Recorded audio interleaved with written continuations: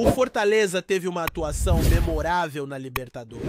Veículos de comunicação chilenos demonstram descontentamento enquanto a equipe do Colo-Colo apresenta suas desculpas. A mídia ressalta a performance destacada do Leão. O treinador reflete sobre o jogo e celebra o marco de 300 partidas no comando do time tricolor. Também há uma significativa premiação da Conmebol em jogo. A classificação pode ser concretizada na próxima rodada. Tudo isso e mais você confere a partir de agora. Dando início a mais um vídeo, sou o narrador e agradeço por sua presença. Vamos ao giro das notícias de hoje, quarta-feira, dia 7 de maio de 2025.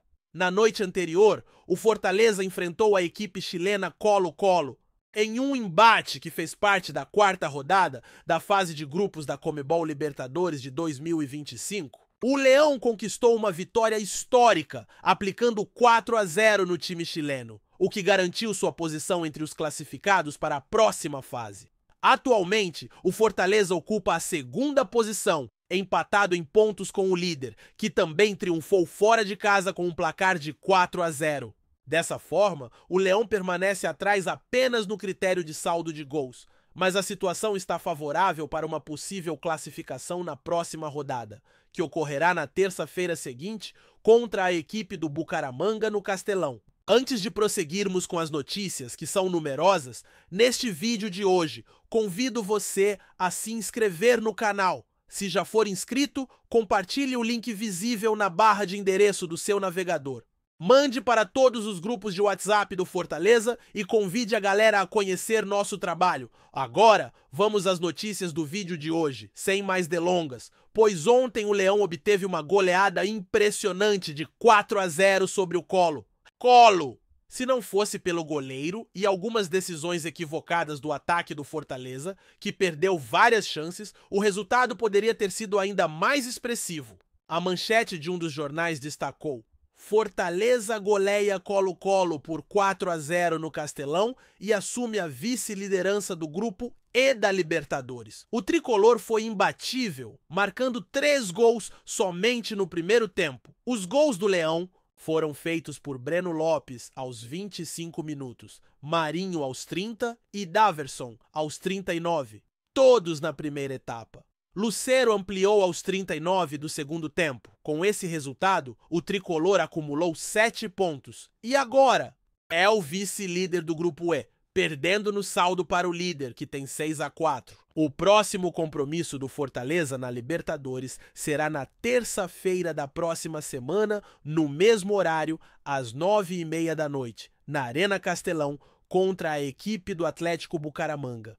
Antes disso, o Fortaleza disputará um jogo pelo Brasileirão no sábado, às 4 da tarde, no PVzinho de Açúcar, contra o Juventude. É crucial encher o PV e apoiar o Leão, que precisa sair da zona de rebaixamento e enfrentar um adversário direto. Vencendo, sairá da zona e ultrapassará até mesmo o Juventude. Portanto, é essencial ganhar no sábado, mesmo que por 1-0, e o foco deve estar voltado para o jogo de terça, mas a vitória no sábado é indispensável. Ontem o Leão teve um desempenho sólido, foi uma apresentação convincente e a expectativa é que essa boa fase persista. A equipe está competindo contra um rival direto para se distanciar do rebaixamento. Uma vitória é crucial, pois permitirá que deixem a zona crítica e até superem o Juventude.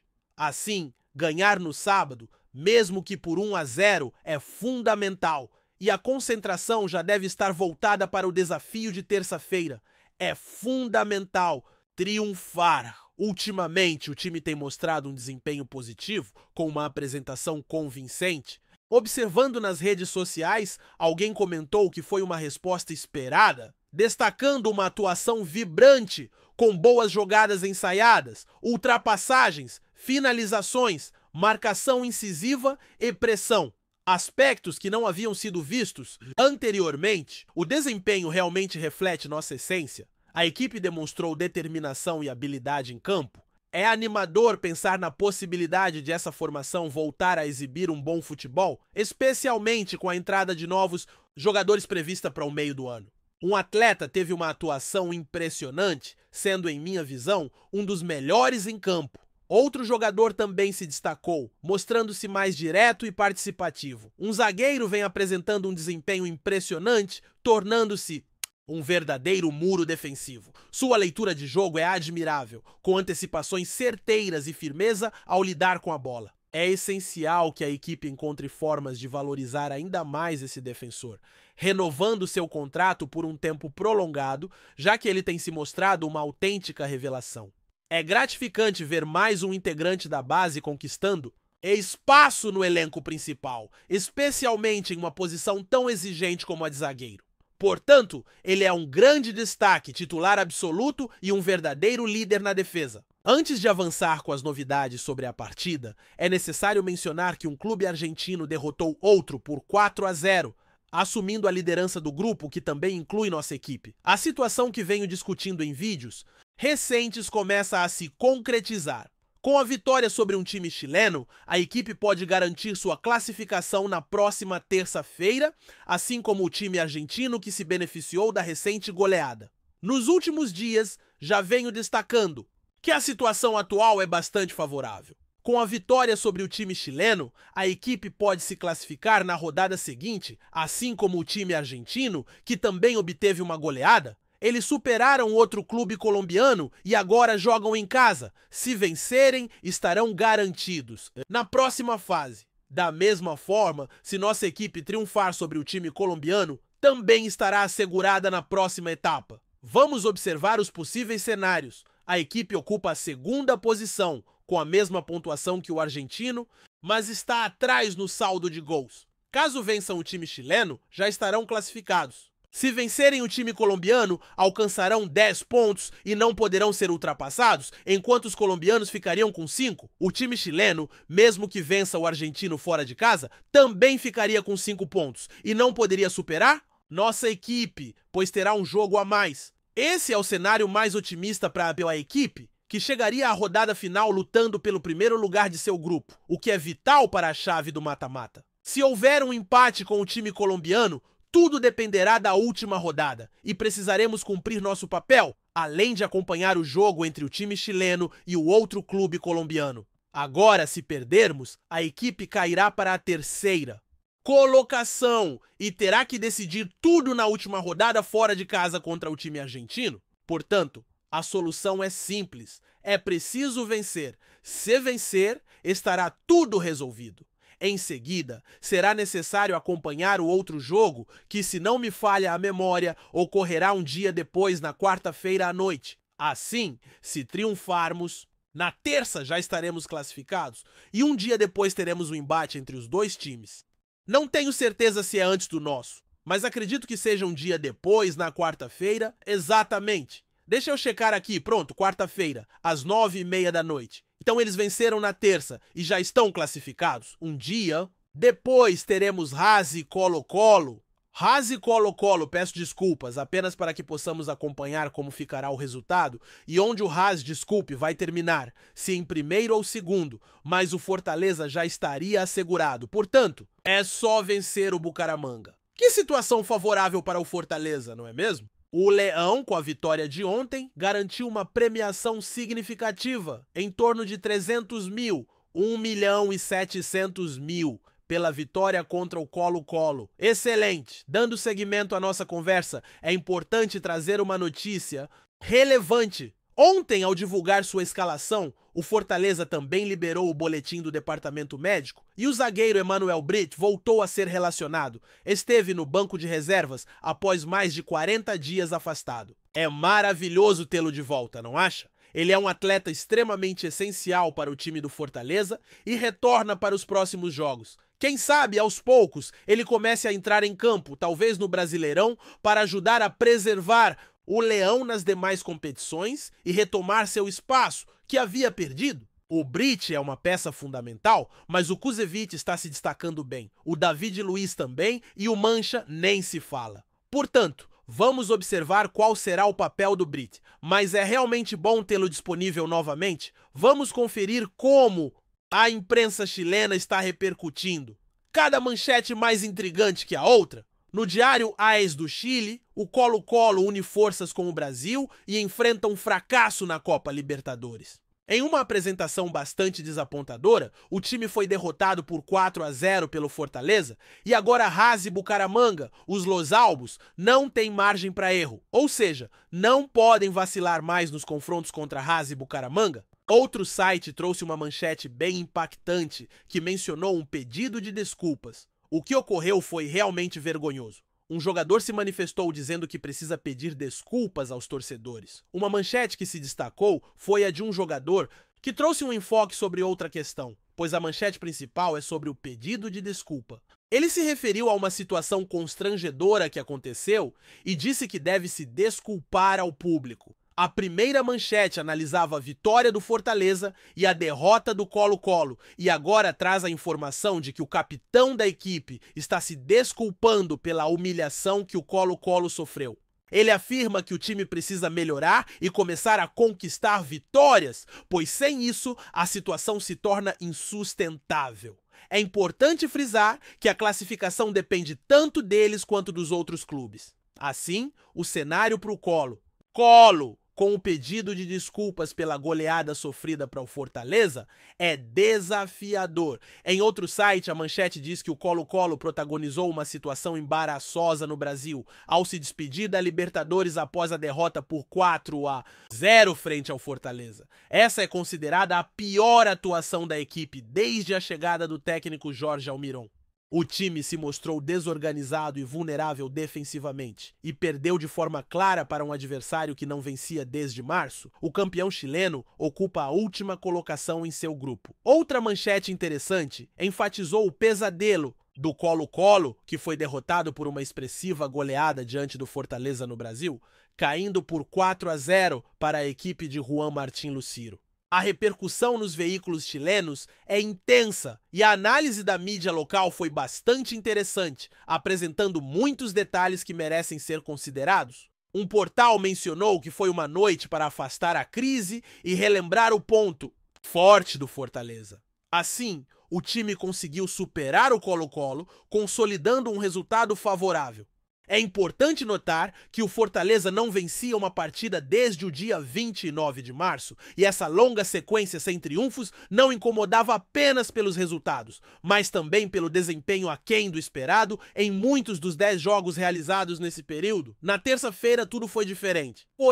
O placar foi expressivo, destacando uma atuação memorável. O Fortaleza não consegue triunfar desde o dia 29 de março e esse longo período sem vitórias trazia desconforto, não só pela escassez de resultados positivos, mas também pelo desempenho insatisfatório da equipe em grande parte das 10 partidas realizadas nesse intervalo. Contudo, na noite de terça-feira, essa realidade foi transformada. A atuação foi digna de aplausos e refletiu a essência do time. Foram os momentos mais destacados da equipe nos últimos 4 anos sob a orientação do treinador. Sob sua liderança, o grupo se destaca por sua eficiência, necessitando de poucas chances para vencer o adversário e não dependendo de longa posse de bola para criar oportunidades. O time demonstrou rapidez, eficácia e solidez defensiva, como ficou evidente na vitória por 4-0 contra o Colo-Colo. Este resultado posiciona o Fortaleza de maneira favorável para garantir a classificação já na próxima rodada. Foi uma noite para dissipar a crise e relembrar as qualidades mais fortes da equipe. A expectativa é que essa atuação, não apenas pelo resultado,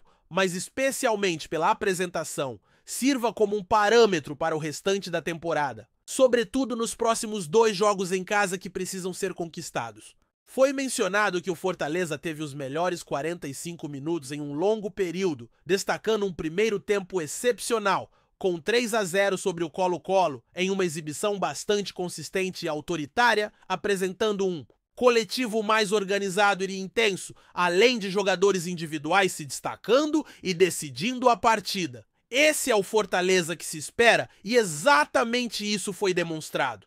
Em um espaço dedicado ao assunto, a manchete trazia: com ótima atuação, Fortaleza goleia Colo-Colo, afasta a crise e assume a 2ª colocação do Grupo E. O que é realmente interessante, uma análise comum sobre a partida também foi realizada, salientando a 30ª partida do treinador no Fortaleza, onde o clube alcançou a maior vitória de sua história na Libertadores da América. Essa não foi a primeira vez que o Fortaleza venceu um jogo da Libertadores por 4-0. Em 2003, também derrotou o Deportivo Maldonado pelo mesmo placar. Mas as comparações são limitadas. O Colo-Colo é um dos grandes clubes do futebol sul-americano, já conquistou a Libertadores e, em termos de classificação, esse resultado foi extremamente significativo. Nesta temporada, o Fortaleza conseguiu unir desempenho e resultado, quase como uma festividade. Não se pode fazer uma comparação muito precisa. O Colo-Colo é um dos grandes clubes do futebol sul-americano, já venceu a Libertadores e do ponto de vista da classificação, esse resultado foi crucial. Nesta temporada, o Fortaleza conseguiu integrar desempenho e resultado, quase como uma comemoração pelo marco dos 300 jogos do treinador à frente do clube, reconhecido como o maior técnico da história. A necessidade de combinar o desempenho da equipe, a intensidade e a disciplina tática, a estratégia delineada pelo treinador, foi um ponto debatido. Com essa junção, o resultado surgiu e realmente se concretizou. Quase aconteceu contra um time paulista e se efetivou contra o Colo-Colo. O técnico também fez suas observações sobre a partida, celebrando os 300 jogos à frente do time e destacando que foi uma grande exibição, especialmente no primeiro tempo, onde uma vantagem significativa foi estabelecida.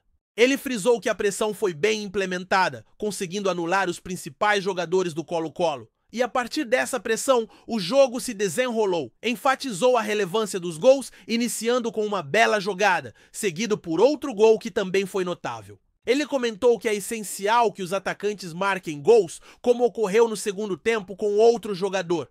No segundo tempo, a intensidade elevada foi mantida, pressionando e gerando oportunidades. O Colo-Colo também teve 2 ou 3 chances claras, mas de maneira geral, a equipe realizou uma partida intensa e significativa, com transições que poderiam ter resultando em mais gols. Fazer 4 gols em uma partida internacional contra o Colo-Colo é algo que merece ser reconhecido. As considerações do treinador provocaram reflexões. Enfim, havia muito mais a ser discutido. Se for possível, uma nova atualização pode ocorrer ao meio-dia ou 1h da tarde, talvez até uma transmissão ao vivo.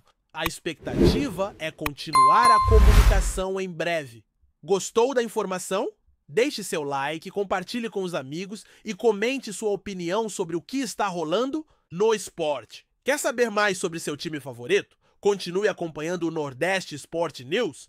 O futebol brasileiro foi surpreendido nesta semana com uma notícia que promete abalar as estruturas do cenário esportivo nacional. Nasser Al-Khelaifi, presidente do Paris Saint-Germain e um dos nomes mais influentes do futebol mundial, fez uma proposta considerada absurda pela aquisição do Fortaleza Esporte Clube.